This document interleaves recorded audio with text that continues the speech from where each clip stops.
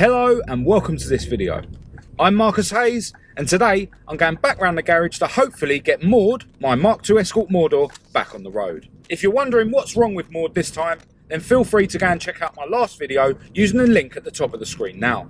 I need to go to Halfords to pick up some gearbox oil and then it shouldn't take us too long to get to the garage, even with Kat's really slow driving, so I'll catch up with you when we get there.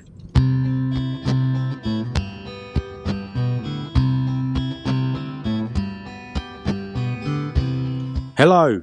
Right, so I'm around the garage and I've already got the Mk2 jacked up. I've got the hoist taking the weight of the engine, but I haven't actually lowered it down yet because the first thing I want to do is fit the new clutch. Right, so here's the Hpe Racing friction plate that I bought from Burton Power 2 days ago.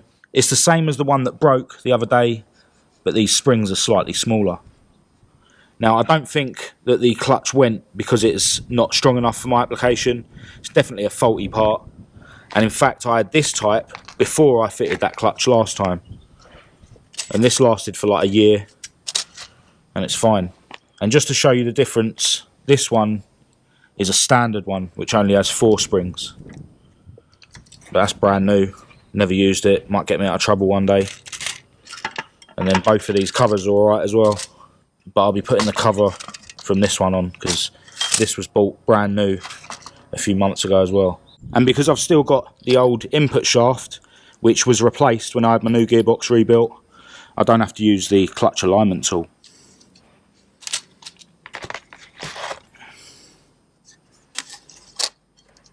So I'll get these cleaned up with brake cleaner and then bang them on the flywheel.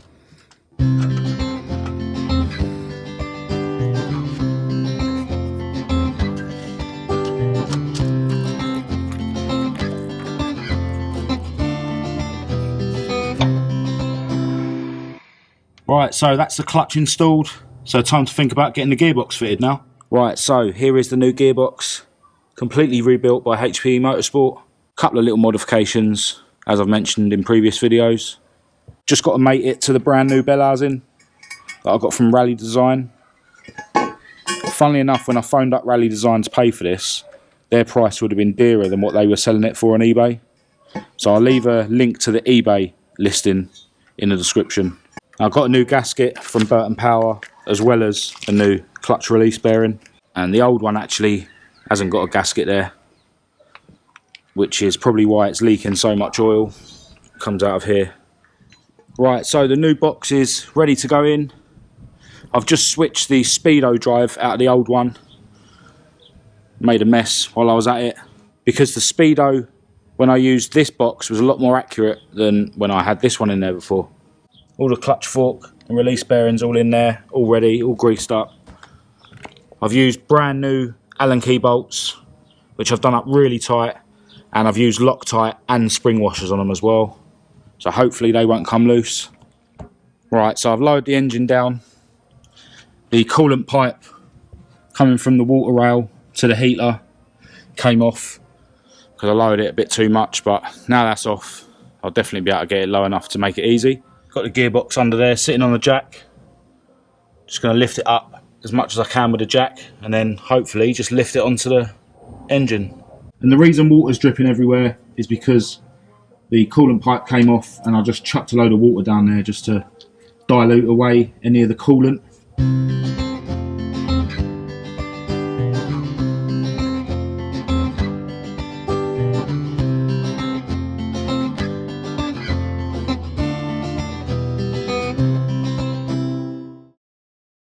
Right, so the gearbox is in now.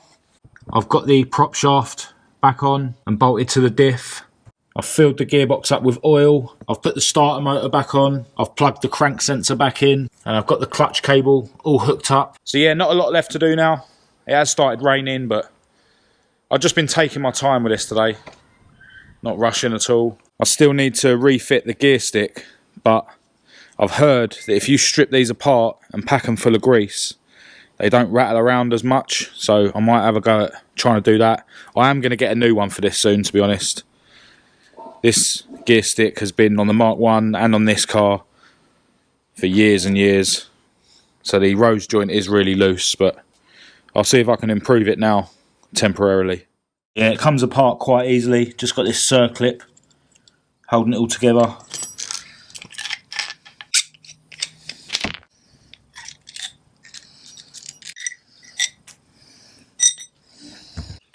So I'm going to pack this full of grease.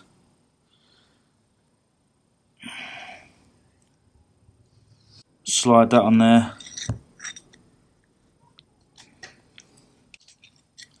I'm going to slide on these 2 washers, which will space out this springy bit, and that will keep the spring under more tension, which also can help stop it rattle as much, or so I've read on the internet. Put a load more grease on it.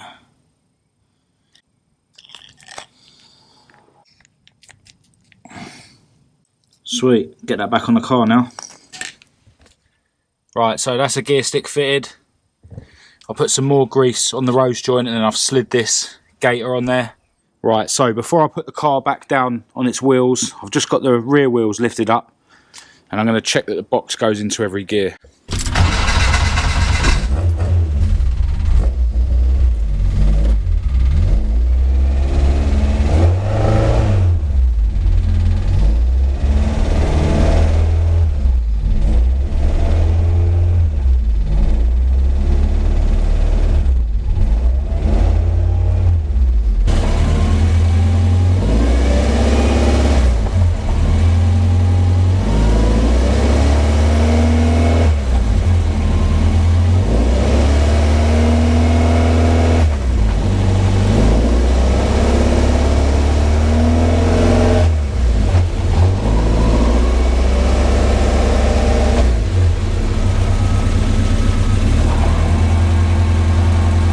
There's reverse as well.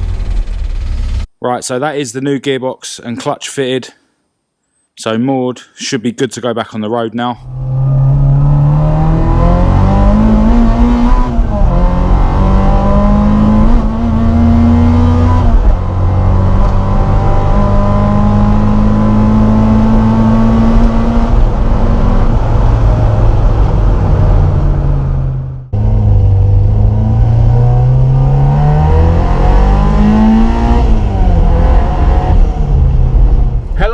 So it's now the next day and I'm on my way round the garage to work on the Mark 1. You'll be able to see that in a different video, but before I end this video, I want to give you my thoughts on Maud's new gearbox. The truth is, it has exceeded all expectations and I'd go as far as saying that it has transformed the car.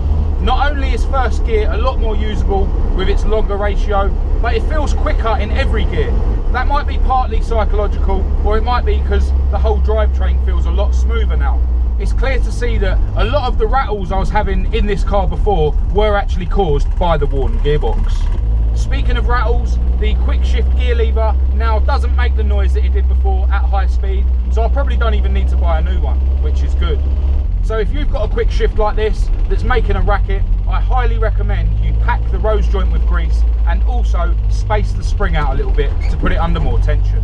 So I'm going to end this video here, but first of all I want to send a massive thanks out to Jeff and James at Hpe Motorsport. Thank you so much for transforming my Type 9 gearbox. I love it.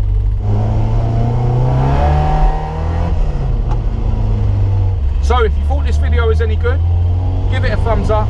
If you thought it was shit, give it a thumbs down. Click subscribe and activate the notification bell to be kept right up to date with any other videos that I post in the future. Make sure you check out my Facebook and my Instagram, and I'll leave the links you need for that in the description as well. Until next time, thanks for watching.